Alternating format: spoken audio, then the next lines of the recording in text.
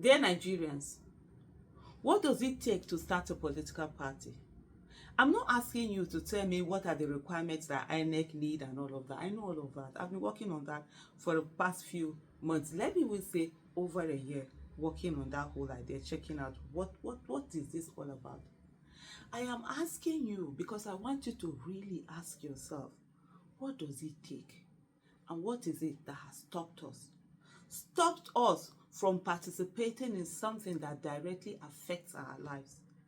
For me, I think the time has come for the citizens of Nigeria, especially those who are usually marginalized, women, youth, and also men who are not part of the clique, the 1% of 1%, and those who are not ready to go in there and be slaves. Yes. What does it take to start a party? And what are we afraid of? What it is that has stopped us from looking at a political party? I'm not going to say political party of ideology because ideology should be the basic. And the thing that we must all understand is that if we don't do this, we'll continue to be slaves in our own country. For the last 1 decade, I was on the street demanding, making demands on those who are in politics, those who have been elected, you understand, to do the right thing, telling them the things that are going wrong in our country. Guess what they've done? Ignore. Sometimes, yes, they listen and do some certain things, but most of the time, they ignore. They feel that Nigerians can't do anything. And I came to the realization that indeed, when they say that doing the same thing over and over again is insanity and expecting a different result is actually insanity, it is. Why do we continue to make demands on people who are not going to listen? Why don't we now be in charge of sending in people that are going to do the work so that we don't even have to demand for the old things we'll be demanding? We will have more newer, sophisticated things to demand for. I would love to fight for the rights of trees. The people in other countries that got their lives sorted out in terms of having the basic infrastructure, and they can focus on things like fighting for the rights of butterflies and the rights of trees, they are not better than us. We also need a nation where we can do this. But I tell you something, we cannot get there if we do not put in the work. That is what we've been afraid to do all this while. We don't put in the work. The politicians do. You must give them that. They put in the work all the time. They do what they want to do. They do the needful. They work all year round. They are focused on one thing: their personal interests and their personal gains. Yes, they might fight. It's on the surface. But they know when it comes to focusing on their collective interest and gain, they'll put their fights aside and they'll focus on it. The rest of us, on the other hand, we don't want to do it. We're either praying or we're expecting by some miracles that we're going to have the right person that will do the work. It's going to be all of us. And sometimes we fight. We take pleasure in fighting each other and bringing each other down. The crab syndrome. Who is this person? Let me bring them down. And that's where we expend our energy. It's not going to help us. All of us have to do politics. We must do politics. And there's no how we can do politics without political parties. There are people who have said, why don't you join the existing ones? Yeah, you've looked. Where are the existing ones? It seems as if some people want to hold on to what they have and they don't want new people to do. That was my thing. I was one of those people who kept saying, why do we even need a new party? Let's go. But the existing one that we try to let citizens enter, open your books, let people come in and register, they shut the door. And so therefore, let's have a party that belongs to the people. A party where one person cannot come and be, the alpha and omega. A party where it is not about the money of one person or connection of one person or whatever, but it is a collective, everyone putting their all in.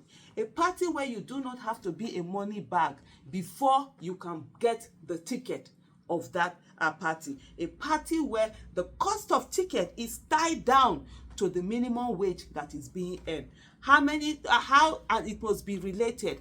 A party where it is the party itself that we do campaign for its citizens, that we bear the burden and use the monies donated by citizens, paid by citizens, whether as membership fees or whatever, and use it for the citizen, for those who are running. A party where before you run, you must go through checks, you must go through interview. Just like when you're looking for a job, it doesn't matter how much you have or how much you don't have. What matters is that, do you have character? Do you have competence? Do you have capacity? Are you patriotic? Do you have empathy? Do you want to serve? Do you understand it's not about you, but about the people? Do you understand that when you get elected, you must stand for Nigeria and the Constitution, and that is what matters? The person who understands that it is all about everybody doing well and not just a few people doing well. That's the kind of party that we are looking for. The kind of party where it is not about delegates. You don't have to pay any delegate. Every paying member of the party is a delegate, and it will be a vote that will be an open vote, both online and physical at the same time being brought in, except those who choose not to exercise their right to vote. So there's nothing like you going to bribe delegates. And if you want to run after you've been approved by the committee set up with high standard, and everybody will see what the standards are, not the one that, oh, tomorrow the standard will change this way, it was changed that way. It will be done, and people would see that. That's our kind of parties that we can build. Is it going to be easy? No. Is it going to be cheap? No. Politics is expensive, very, very expensive. Running for office is very, very expensive. And that is why the people who use their money and get in there, it is no longer politics, it's not entrepreneurship, it's a business. They have to recover their money. And no matter how much you curse them, nothing will do them, because why? They paid for it when they bought votes, when they gave people money. But the ones that we put in there, let's look for that party that can help put someone, the person knows they got in there, they didn't pay for anything, they didn't bribe people, they got in there because the people had confidence in them. And if they don't do well, it's to not vote them again. So like I said before, is it going to be easy? No, it's not going to be. And is it going to be immediate? It might not be. It might take the next 10 years, the next 15 years before you actually get something really working. But let's do it anyways, because if we don't do it, the next 10 years will still come. The next 15 years will still come, and we will sit down and be blaming each other and fighting each other and going after each other. My fellow citizens, both home and abroad, it is our duty. It is our duty to enter that political space and disrupt it for good. Turn it upside down for good. The people who think they own Nigeria because they have looted so much money and they can use that money to buy anything, you are praying. They are using your billions to pray more than you. They are buying malams, they are buying pastors, they are buying dibias, they are buying babalawos, they are buying bokas, and they will pray for them. You bring with your 10,000 naira, 100,000 naira, 1 million. Can you match their 1 billion, 10 billion that they will give malams, they will give pastors, they will give dibia, they will give babalawo, they will give bokas? You cannot. They even go international with their prayers. So while they are working, they're also praying. So if we sit down and say we are cursing them, we are praying, it's not going to work, because God will not do for us what He has given us the capacity for us to do for ourselves. My fellow citizens and those who are ready to put in the work. By the way, I hear a lot of people say that INEC has been told not to register any party. Some say it's a futile mission. Some say this, some say that. Who is INEC? An institution set up by the laws of Nigeria, and they must follow the laws of Nigeria. And if somebody meets the criteria of being registered, if an organization meets the criteria, they have no choice.